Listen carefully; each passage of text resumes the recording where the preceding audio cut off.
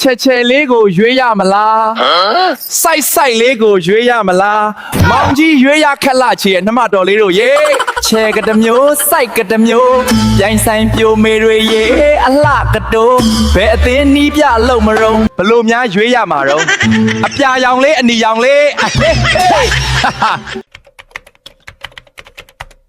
ဆိုင်ဘုတ်တွေရေးပေးတယ်နော် Fletcher အောက် Super အောက် Zabi အောက်ဒီ Zabi အောက်ကြိုက်ွားစေရမယ်လာထားနော်အိုး တို့စလုံးက Rosie ကိုနီးပြအဖြစ်စာချုပ်လိုက်တာကဟုတ်ပါပြီ2032ထိကြီးကြမများဘူးလားဘသူကလာလို့မှာစိုးလို့လဲလို့